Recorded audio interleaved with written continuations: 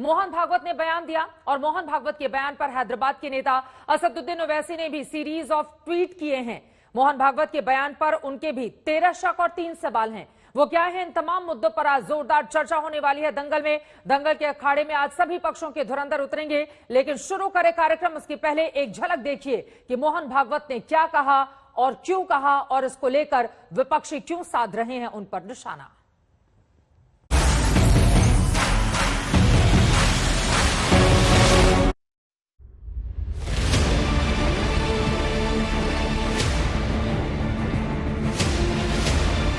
काशी की ज्ञानवापी में बंद दीवारों और गुंबदों के नीचे सनातन आस्था के निशान निकले। सदियों बाद अविनाशी काशी में स्वयंभू महादेव का खुलासा हुआ तो हिंदू धर्म के आस्थावानों का आंदोलित मन अदालत तक दौड़ा। ज्ञानवापी में मस्जिद है या महादेव हैं, यह फैसला अदालत से ही निकलेगा। लेकिन इस बीच राष्ट्रीय स्वयंसेवक संघ के प्रमुख मोहन भागवत ने ज्ञानवापी विवाद पर एक बड़ा बयान दिया है। राम जन्मभूमि का आंदोलन था जिसमें हम अपने प्रकृति के विरुद्ध किसी ऐतिहासिक कारण से उस समय की परिस्थिति में सम्मिलित हुए। हमने उस काम को पूरा किया। अब हमको कोई आंदोलन वगैरह करना नहीं है। इसमें कोर्ट में जाते हैं तो फिर कोर्ट जो निर्णय देगा उसको मानना चाहिए। नागपुर में स्वयं सेवकों को संबोधित करते हुए मोहन भागवत ने श्री राम जन्मभूमि मंदिर आंदोलन में संघ की सहभागिता को अपवाद बताया और इन दिनों चल रहे मंदिर मस्जिद विवादों से संघ की दूरी साफ जाहिर की। लेकिन भागवत ने बिना समर्थन दिए भी ज्ञानवापी पर चल रही अदालती जंग को इतिहास के आईने में सच बता दिया। अब ऐसे मुद्दे हैं, एक इतिहास तो है, उसको हम बदल नहीं सकते। वो इतिहास हमने नहीं बनाया, न आज के अपने आप को हिंदू कहलाने वालों ने बनाया, न आज के मुसलमानों ने बनाया। भारत की स्वतंत्रता चाहने वाले व्यक्तियों का मनोधैर्य खच्चे करने के लिए देवस्थान तोड़े गए, अपने पैर नहीं हुए। सत्य को शक्ति। मोहन भागवत भारत में मंदिर तोड़कर मस्जिद बनाने के जिस इतिहास का जिक्र करते हैं, उसी तरह के इतिहास का हवाला देकर जब देश भर में मस्जिदों के नीचे मंदिर दबे होने की बात शुरू होती है तो उसे मोहन भागवत ठीक नहीं मानते। रोज एक मामला निकालना नहीं है, ये भी नहीं करना चाहिए। हमको झगड़ा क्यों बढ़ाना है? परंतु हर मस्जिद में शिवलिंग क्यों देखना? आजाद हिंदुस्तान के इतिहास में हिंदू जनमानस का सबसे बड़ा आंदोलन श्री राम जन्मभूमि आंदोलन था, जिसने सत्ता का चरित्र और देश की तस्वीर बदल दी। लेकिन संघ अगर काशी और मथुरा को लेकर वैसे किसी आंदोलन से किनारा करता है तो हिंदू जनमानस में उसके अलग अलग अर्थ निकाले जा रहे हैं। आरएसएस ने तब भी आंदोलन नहीं किया था शुरू में। बाद में जब लगा कि नहीं, हिंदू समाज का जनमन राम जन्मभूमि को प्राप्त करने के लिए तड़प रहा है, तब संघ ने बड़े रूप में आकर के इस नेतृत्व को संभाला। हम लोग आंदोलन तो कर नहीं रहे हैं, हम लोग माननीय न्यायालय के शरण में हैं। जो भी माननीय न्यायालय जो आदेश करेगा हम उसको पालन करने के लिए कटिबद्ध हैं। मामला अदालत में है, फिर भी ज्ञानवापी मसले पर सियासत ऐसी हो रही है कि शंकराचार्य स्वरूपानंद सरस्वती के शिष्य अविमुक्तेश्वरानंद सरस्वती ने 4 जून को ज्ञानवापी के वजू खाने में मिली आकृति की पूजा करने का ऐलान कर रखा है। ज्ञानवापी का जो परिसर है उसमें भगवान शिव प्रकट हो गए हैं। ज्ञानवापी के मसले पर संघ और हिंदू समाज के अलग अलग रुखों को देखते हुए मुस्लिम धर्म गुरुओं में भी कंफ्यूजन के हालात हैं।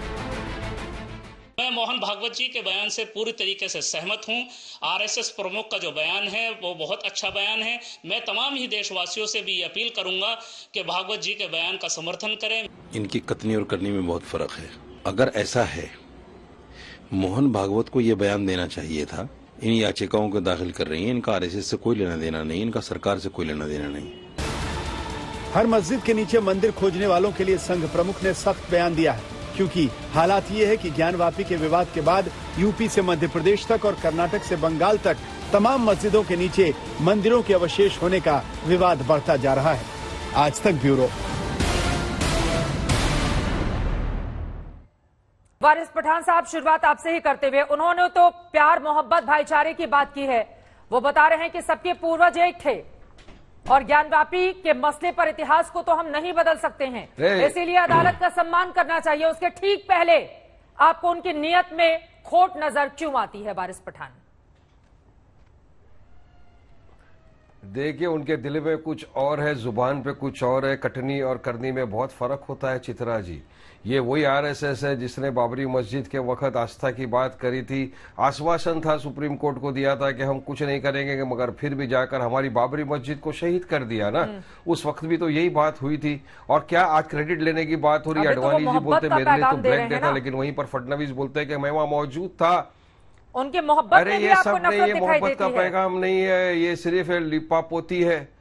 बिल्कुल मोहब्बत का पैगाम हम देख चुके हैं। पहले भी इसी तरह से हमको बेवकूफ बनाया गया, एफिडेविट फाइल किए गए सुप्रीम कोर्ट में और कहा कुछ नहीं होगा, मगर हमने सबने देखा कि हजारों की तादाद में लोग गए और हमारी बाबरी मस्जिद को शहीद कर दिया। तो इनका क्या विश्वास करो? ये कौन से कॉन्स्टिट्यूशनल उनका ये बयान कोई है नहीं, तो इनकी बात का क्यों विश्वास करें? मोदी जी प्राइम मिनिस्टर है देश के।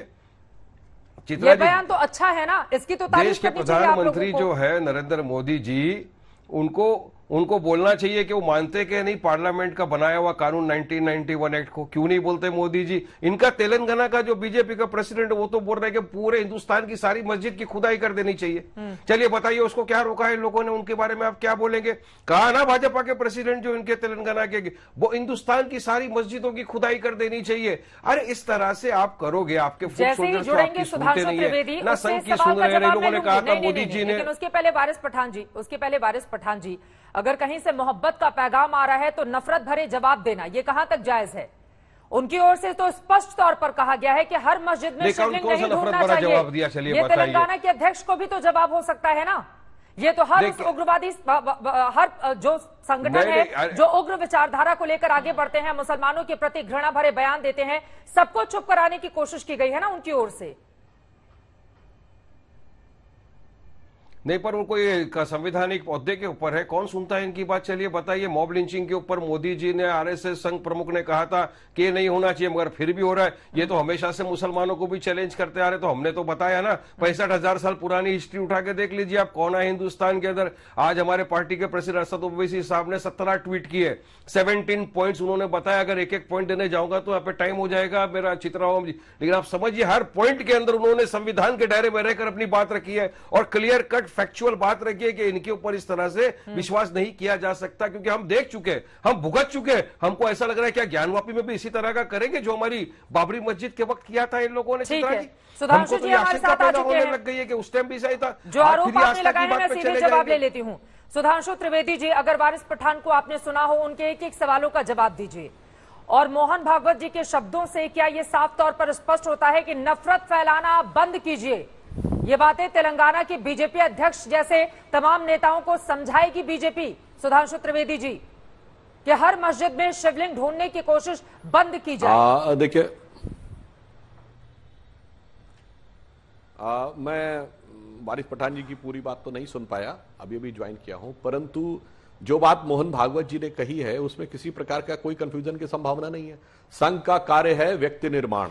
श्री राम जन्मभूमि आंदोलन संतों का आंदोलन था, श्री राम जन्मभूमि न्यास समिति के द्वारा था, संघ ने उसका समर्थन किया था। उस समय की परिस्थिति भी बिल्कुल विचित्र थी। एक ऐसी परिस्थिति थी जहां पर कि उस विषय को तो छोड़िए, यह कहा जाता था कि राम हुए कि नहीं यहां से शुरू करो, या अयोध्या थी कि नहीं यहां पे शुरू करो। एक अलग प्रकार का वातावरण था।